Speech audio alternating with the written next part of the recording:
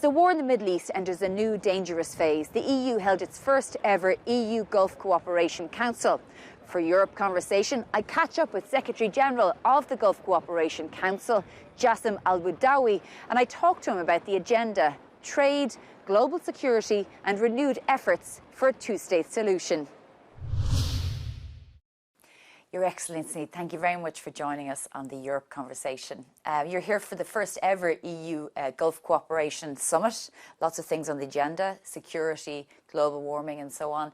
But I want to start off in the Middle East because we are at a very dangerous moment. We're seeing constant attacks by Hezbollah and Iran against Israel. We're seeing an immeasurable suffering in Gaza and also in Lebanon. Can you tell me what you see as the EU's role in this has been and can be? Definitely the EU has been a responsible partner, and we thank them for their role in trying to convince the Israeli side to refrain from its actions against the people and the Palestinian people, and again or newly against Lebanon. The EU has helped out the Palestinian people. There are many members which we really admire and appreciate who have recognized the Palestinian state.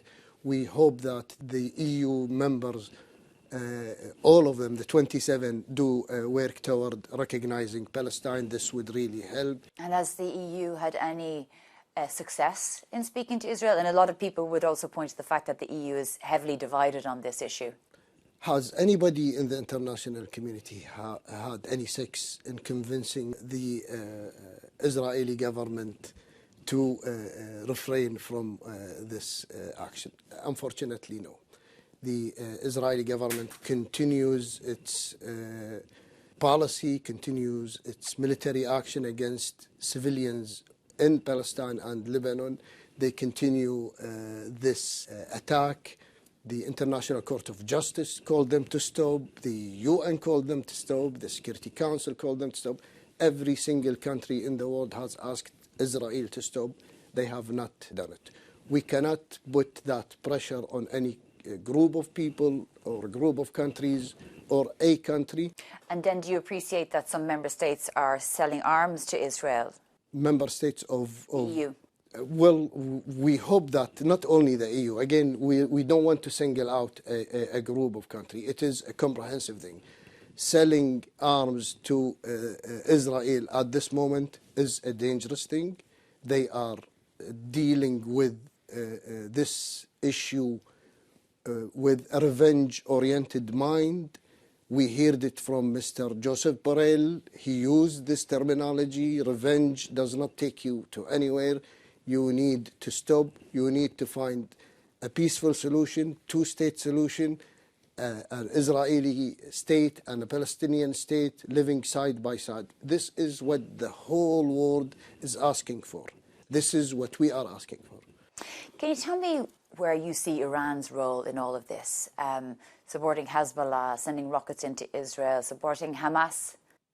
Well, GCC has called every single player in the region for de-escalation. We have asked everybody to refrain from any activities that will fuel conflict, that will rage the entire region, whether it's Iran or anybody else. We have been trying to speak with them, sending them message of de-escalation. Last week we held our first ever ministerial meeting, GCC, with Iran. The message was clear to Iran that the GCC wants a stable region. We heard the same thing from Iran, that they are calling for de-escalation. They are calling for normal relationship between GCC and Iran and everybody else in the region. This is what we are calling for. This is what is the effort of the GCC. If there is, I mean, we've seen the instability obviously will lead to the rise in oil prices. What will the GCC's reaction be to that? Because we've seen that in the past during the Russian full-scale invasion of Ukraine, gas and oil prices going right up and the OPEC Plus refusing to do extra oil production. Shona, this is not the first crisis in the Middle East. And this is not the first time that the international community faces the question or the challenge of short in demand in oil. History is there. You can check the history. You can check the numbers. We've seen it so many times where the GCC have done their role regionally and internationally to make sure that oil is provided to everybody, that oil is within a reasonable price for the seller and the buyer. It is oil is an important element for the international economic formula. We need to make sure that there is enough supply for everybody. Rest assured that the GCC will be there when this challenge is facing the international community. So they will increase oil production? They will do every necessary thing to secure energy for every partner in the world.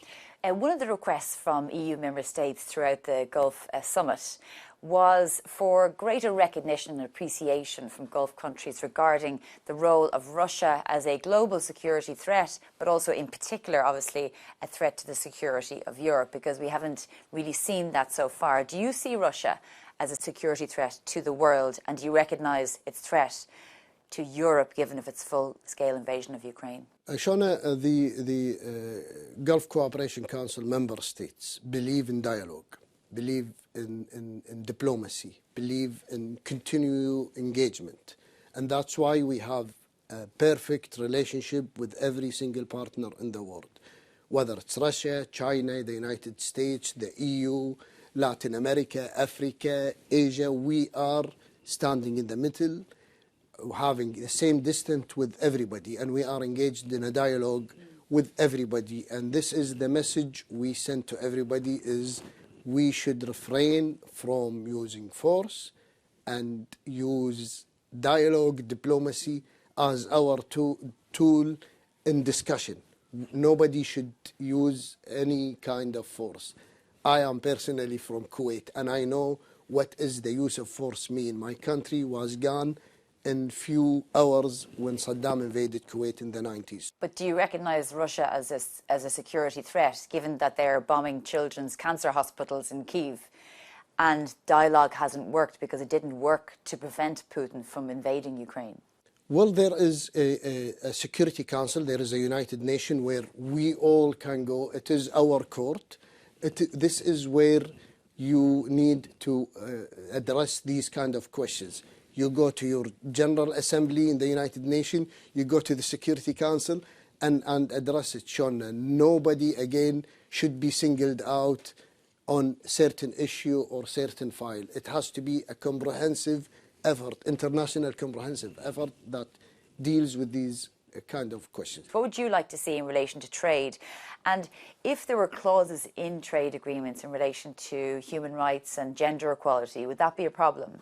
It will not be a problem, because we are very proud of our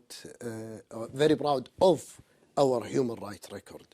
The six of us, are engaged with the EU with a human rights dialogue, and this dialogue is done on a yearly basis, where officials from both sides sit in a very thorough and comprehensive discussion, discussing all sorts of issues related to human rights and labor, women empowerment, child rights, all sorts of issues.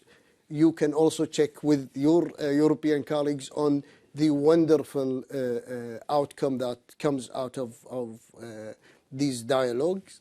The six of us are engaged. It's held once in Brussels and once in each country in the Gulf.